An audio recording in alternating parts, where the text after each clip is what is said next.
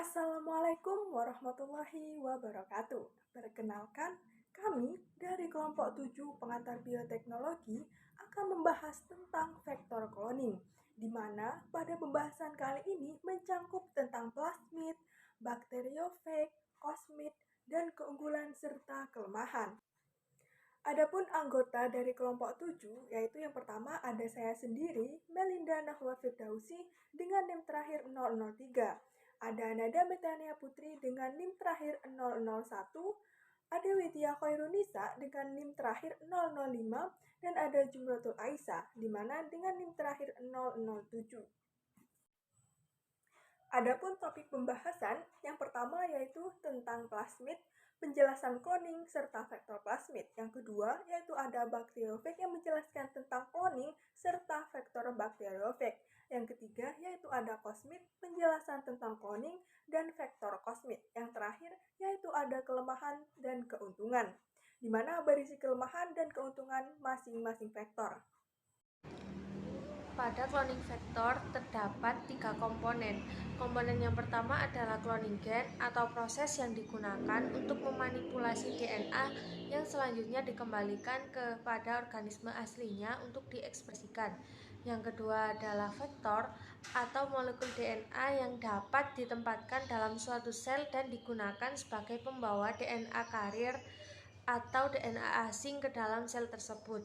Dan yang ketiga adalah vektor cloning adalah agen pembawa fragmen DNA ke dalam suatu sel yang nantinya akan digunakan untuk memperbanyak fragmen DNA tersebut. Yang pertama adalah vektor cloning menggunakan plasmid. Selanjutnya adalah definisi plasmid. Plasmid merupakan molekul DNA sirkuler yang ada pada bakteri dan organisme lainnya. Plasmid dapat melakukan replikasi tanpa bergantung kepada sel inangnya. Pada umumnya, plasmid untai ganda, molekul sirkuler dan tertutup secara rapat dengan ikatan kovalen.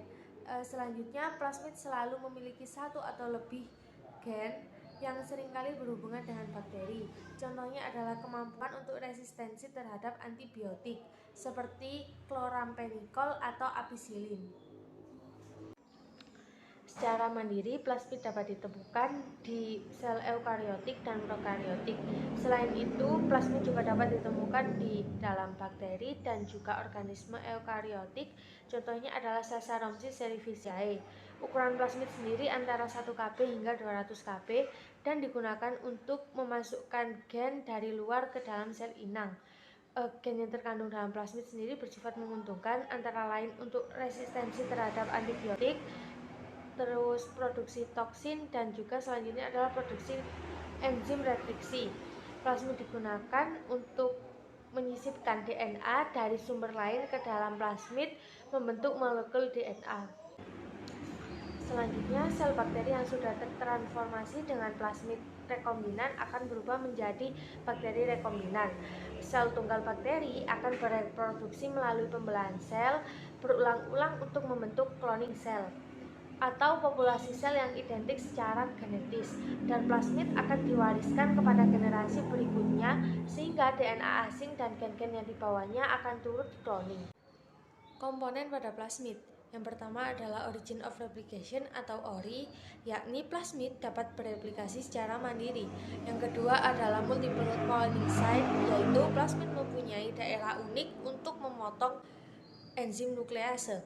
Dan yang ketiga adalah membawa penanda seleksi, biasanya resistensi terhadap antibiotika, untuk membedakan antara sel inang yang mengandung plasmid atau tidak. Berikutnya saya akan menjelaskan tentang klasifikasi plasmid. Yang pertama, plasmid fertilitas atau F membawa gen TRA sehingga plasmid dapat berpindah secara konjugasi, contohnya plasmid F pada E. coli. Yang kedua, plasmid resistan atau R membawa gen resistensi terhadap antibiotika, contohnya resistensi terhadap chloramphenicol, ampicillin, dan zeosin. Yang ketiga, plasmid col mempunyai gen pengkod protein kolisin, protein yang dapat membunuh bakteri lain, contohnya col-E1 pada E. coli.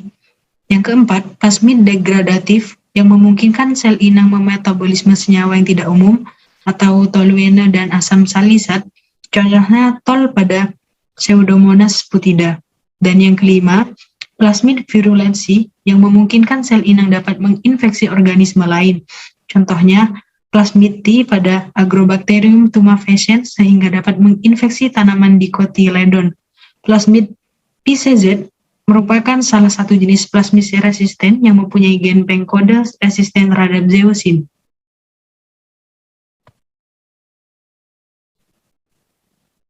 Berikutnya adalah kelebihan dan kekurangan dari plasmid. Yang pertama, kelebihan plasmid yaitu kecil dan mudah pengerjaannya. Kemudian kedua, strateginya seleksi mudah. Yang ketiga, berguna untuk mengklon potongan DNA yang berukuran kecil, yaitu kurang dari 10 kbp. Kemudian kekurangan plasmid sendiri, yaitu kurang bermanfaat untuk mengklon potongan DNA ukuran besar yang lebih dari 10 kbp.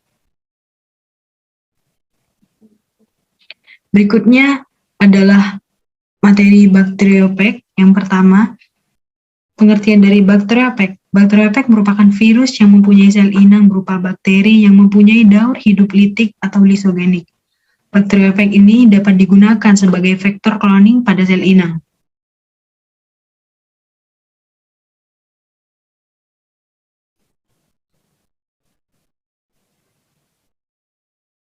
Kemudian berikutnya adalah ciri-ciri dari bakteriophage. Yang pertama, organisme sederhana tersusun dari asam nukleat yaitu DNA atau RNA.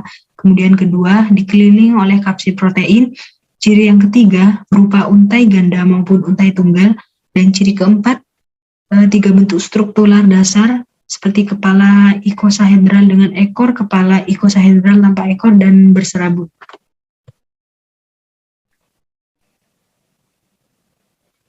Kemudian berikutnya adalah 6 tipe morfologis bakteriophage. Yang pertama ada tipe A.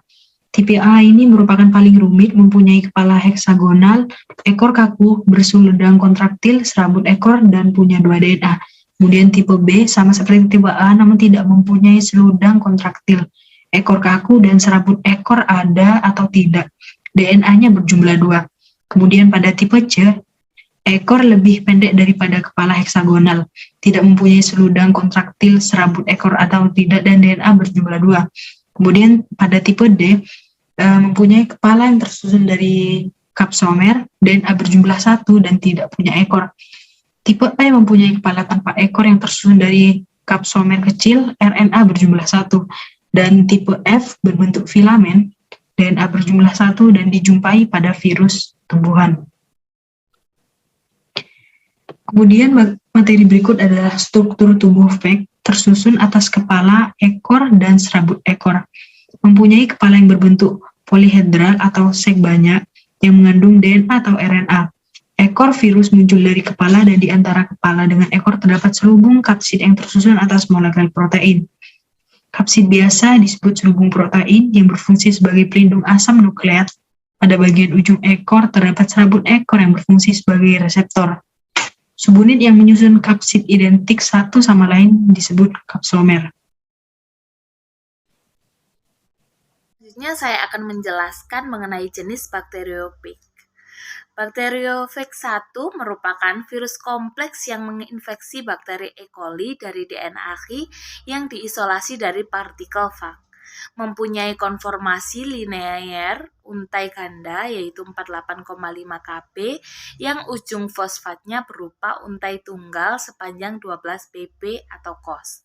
Yang kedua ada bakteriophage M13 mempunyai struktur filamen. M13 mempunyai genom berupa untai tunggal DNA sirkuler sepanjang 6408 basa. Infeksi terhadap sel inang berlangsung melalui pili atau suatu penonjolan pada permukaan plasma. Selanjutnya ada klasifikasi bakteriophage. Berdasarkan genom dan morfologi, bakteriophage diklasifikasikan oleh ECTV atau Komite Internasional tentang Taksonomi Virus. Atas dasar genom, bakteriophage dapat diklasifikasikan menjadi 4 jenis. Yang pertama, dsDNA, yang kedua ssRNA, yang ketiga dsDNA, yang keempat ssRNA.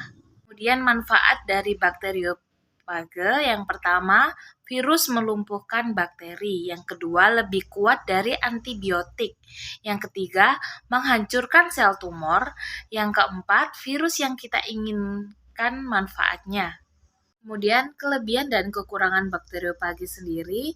Kelebihan bakteriophage meliputi bermanfaat untuk mengklon potongan DNA berukuran besar sekitar 10-23 kbp.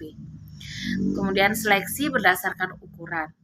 Kekurangan bakteriophage sendiri lebih sulit pengerjaannya. Kemudian selanjutnya yaitu cosmid, vektor cloning menggunakan cosmid. Selanjutnya pengertian cosmid. Cosmid merupakan sistem vektor hibrida dan vektor buatan yang dibuat dengan menggabungkan cos urutan partikel vag lambda dan sebuah plasmid. Cos situs atau sequence adalah fragmen DNA panjang yang terdiri dari 200 pasangan basa. Situs cos berperan penting untuk pengemasan DNA. Terdapat situs cos N, situs cos B, dan situs cos Chi. Situs-situs ini terlibat dalam pengikatan untai DNA oleh aktivitas terminase dan mencegah degradasi oleh masing-masing DNA. Kemudian ciri-ciri cosmid sendiri, yang pertama, cosmid adalah vektor yang diturunkan dari plasmid, ujungnya mengandung kohesif atau cos dari phage lambda. Yang kedua, ciri utama vektor hibrida yang dibangun dari sekuen cos DNA lambda phage dan DNA plasmid. Yang ketiga, cosmid merupakan molekul DNA hibrid antara phage lambda dan plasmid bakteri. Dan yang terakhir, di dalam bakteri, cosmid membentuk molekul sirkuler sama halnya seperti plasmid dan tidak dapat melisis sel inangnya karena tidak atau sedikit sekali mengandung gen. Penjelasan selanjutnya yaitu tentang skema cloning pada cosmid. Nah, di sini sudah tertera dan terdapat gambar terkait skema cloning pada cosmid sendiri. Bahas selanjutnya yaitu tentang kelebihan dan kekurangan dari cosmid. Di mana kelebihan dari cosmid yang pertama yaitu berguna untuk mengkloningkan potongan DNA memiliki ukuran sangat besar yaitu sekitar 32-47 kbp. Yang kedua yaitu seleksi berdasarkan ukuran. Dan yang ketiga yaitu proses pengerjaan sama seperti plasmid. Yang kedua yaitu ada kekurangan dari cosmid sendiri. Yang pertama yaitu ada ukurannya sangat besar di mana sekitar 50 kbp sehingga tidak terlalu mudah. Nah, berikut merupakan referensi yang kelompok kami gunakan untuk membahas terkait vektor cloning. Sekian presentasi dari kelompok 7 terkait vektor cloning. Apabila ada pertanyaan, bisa ditulis di kolom komentar atau bisa ditulis di kolom chat Google Classroom. Terima kasih, mohon maaf apabila ada salah kata. Wabillahi taufiq wal hidayah. Wassalamualaikum warahmatullahi wabarakatuh.